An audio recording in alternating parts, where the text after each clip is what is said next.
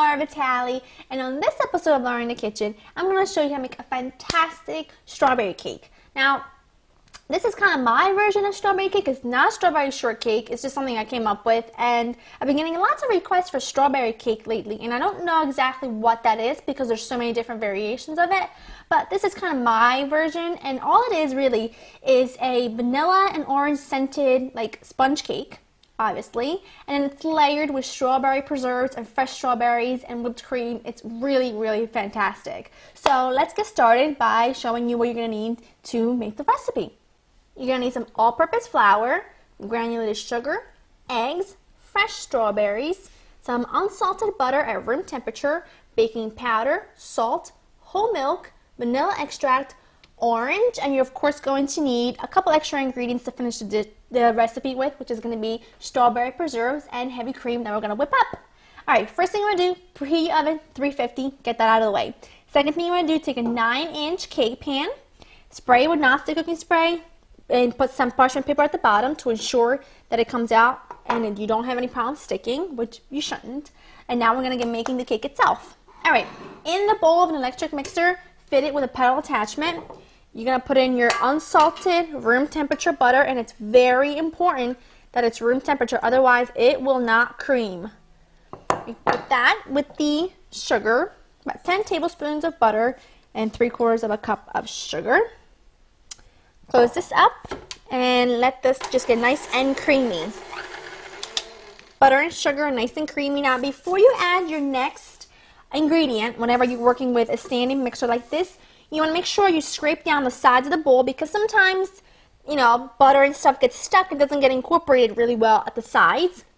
So put this back on after you scraped it. Add your 4 eggs in. You can add them in all at one time. Doesn't exactly matter. Let those go. Put in some vanilla extract. Wonderful. And now we're going to just, whoops, I can get this to close. Here we go.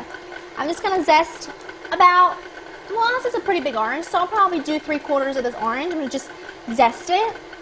While that's going, I'll just do it into a separate bowl. I've got my orange zest here. I'm just going to put it in my egg and butter sugar mixture. And while that incorporates, I'm just going to take my flour and my baking powder and my salt. Just mix that up just a bit. And I'm just going to start adding that in. Now I'm going to add half of the flour and half of the milk. And then again, half the flour and the remaining of the milk. So just a little at a time. That and half the milk. While that incorporates, stop it, scrape the sides of the bowl, because I just want to make sure everything is really nice and incorporated, because look, there's some dry ingredients at the sides, and I just want everything to be incorporated evenly. Back down, and now the remaining flour and the remaining milk. Okay, let that finish up. Meanwhile, I'm going to get my pan close to me. Here we go. Great, this is perfect. I don't want to overmix, otherwise I'll end up with really, really sort of bread consistency, and I don't want that. I want a cake. Nice flavored sponge cake. Here we go. I'm just going to get that out of the way. Perfect.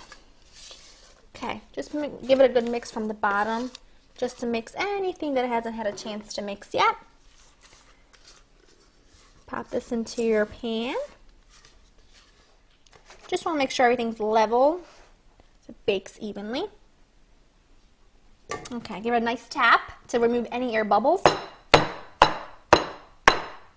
Perfect, that's always a trick to getting rid of any air bubbles, whether you're making brownies, cakes, anything. Just give it a good tap and it kind of sinks. When it sinks, the air bubbles go away.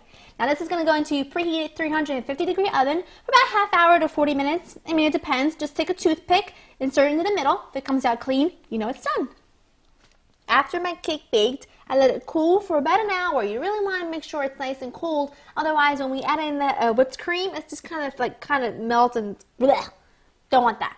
Okay, next ingredients you're going to need: strawberry preserves, You're going to continue to use that orange. We're going to use a little bit of the orange juice. And you're going to need a cup of heavy cream that we're going to get whipping up now so we can get nice stiff peaks. Get that all in there. Turn it on to high.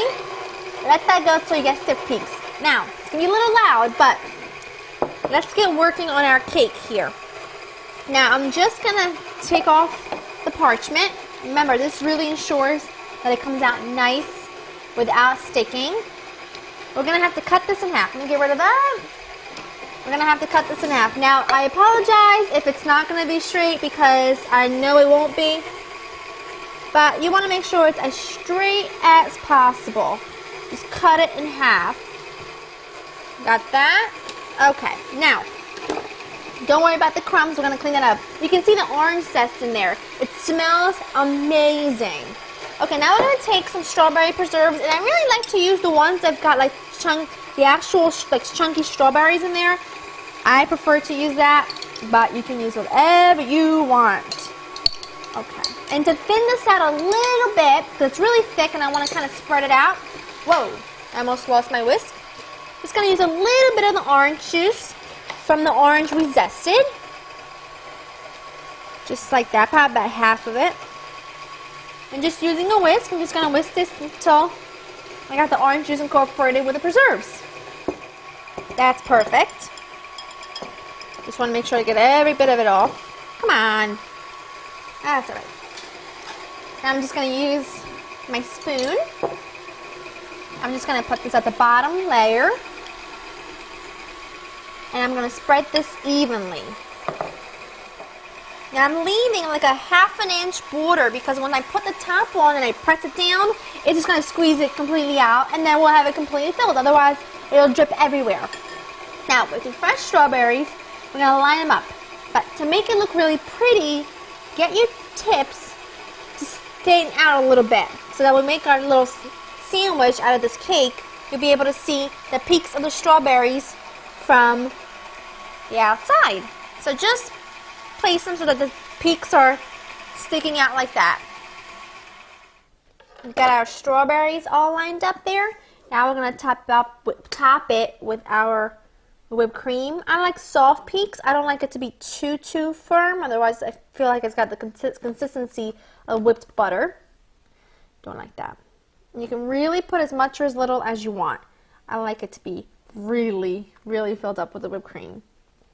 And again, give it another border because watch what's going to happen. When we put our top on, right, and we push it down, see, ta-da! Look at that. That is beautiful. I put a little too much whipped cream, but hey, I like it. This is the way I like it. So now the top doesn't really need anything just because there's so much going on in the filling. So I'm just going to sprinkle it with powdered sugar all over the top. And that's really about it. Maybe if you wanted to, you could put a couple pieces of strawberry.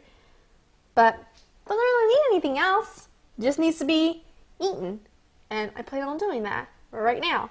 Just going to give myself a little plate, cut myself a slice, and eat it.